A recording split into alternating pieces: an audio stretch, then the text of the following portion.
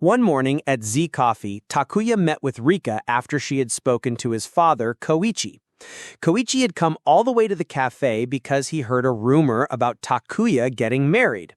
He didn't seem to know Rika was the bride, which made things more complicated.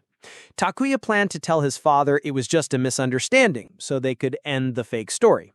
But when Takuya tried to talk, Koichi interrupted and asked Rika to leave. She felt guilty but didn't say anything. Then, Koichi surprisingly changed his attitude. He apologized and explained that weddings back in their hometown had become simpler because many young people were leaving and fewer couples were getting married. He sounded sad, talking about how his hometown Aso was getting quiet and empty. Rika gently spoke up to defend Aso. She said the place was beautiful and full of life, even mentioning she had always carried a map of it. Koichi was touched and began sharing happy memories of when he used to take his kids there to watch trains and play in the fields. He talked about the cool wind and sunsets, but then shared his fear of the town becoming empty and forgotten. Rika understood him. She realized that when you stay in a place long enough, it becomes part of your heart. Takuya, however, felt tired of hearing these same stories. Then Koichi shared where he heard about the marriage. It came from a travel agency in Kumamoto. He even knew the name of the bride was Hanjo, just before Takuya quickly stopped him. To end things, Takuya agreed to go back to Aso that weekend to clear things up. Rika was surprised he would travel all that way just to explain a fake marriage. She started to feel like she was getting too involved in Takuya's family drama. Just then, their coworker Kurakawa showed up with a special request.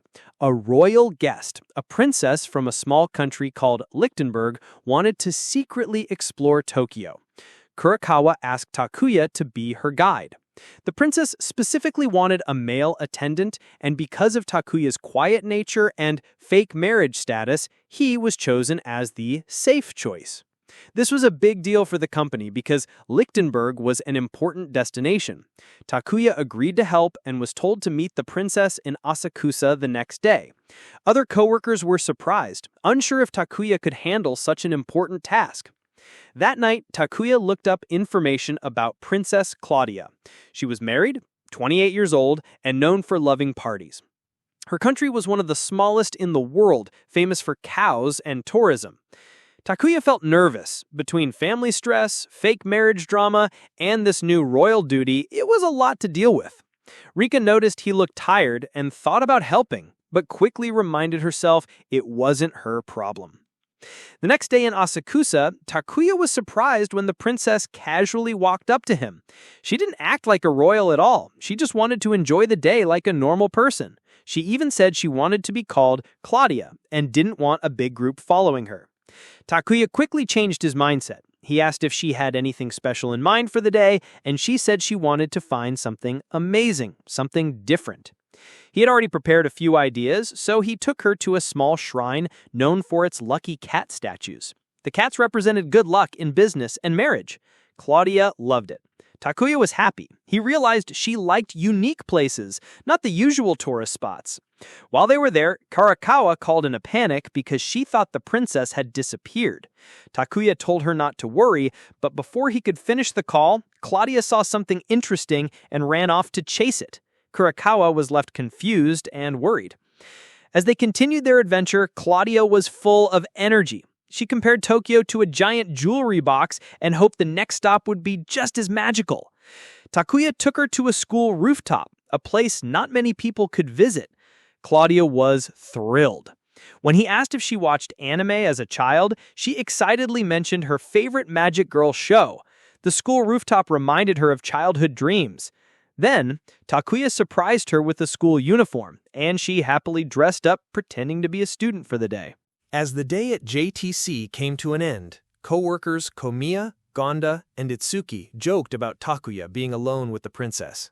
They laughed, wondering if something romantic had happened, since Princess Claudia had a playful reputation.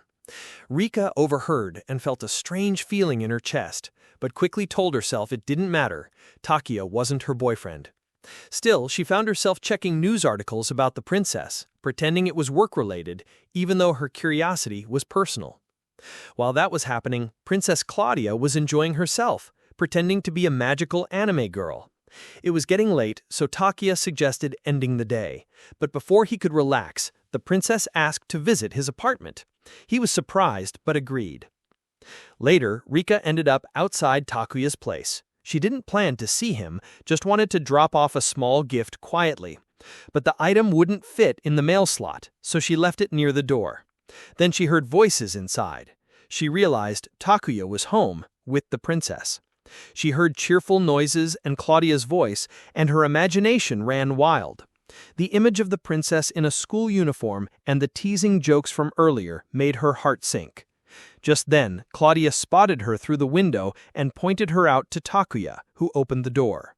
Rika, flustered and embarrassed, blurted out something silly and felt even worse. Claudia greeted her kindly and explained that she had asked to meet Rika. Takuya had tried to call her, but she hadn't seen the message. Rika realized she had misunderstood everything and felt like sinking into the ground. Then Claudia shared a surprising truth. She wanted to leave the royal family. She had someone she truly loved named Marie, and their love had lasted for years. But as a princess, she had married someone else for her country. Over time, she realized the marriage hadn't really helped her people and that she just wanted to be with the person she truly loved. Watching Takuya and Rika's natural connection gave her hope. Even though their engagement wasn't real, Claudia thought it was something special and meaningful. She admitted she often spent time with men to keep people from gossiping about Marie, but that only caused more rumors. She disliked how men treated her and just wanted peace. She told Takuya and Rika that she wished to one day live a quiet, happy life like them, not as a princess, but as herself. After Claudia left, Rika asked if they should have told the truth. Takuya said it was okay. Claudia would have believed what she wanted anyway. Rika apologized for showing up suddenly. Takuya was confused, especially since she hadn't checked her phone. She explained she brought him a frog-shaped stone, inspired by his father's story about catching frogs in Osso. Takuya appreciated the gift, but Rika, feeling shy, rushed off. As she hurried away, face warm from embarrassment, Takuya quietly thought about how cute she was. He looked at the small frog stone and smiled, thinking that if he ever married her for real, he would treasure that gift forever. Somewhere far away, Princess Claudia also smiled to herself, hoping all of them would find happiness in their own way.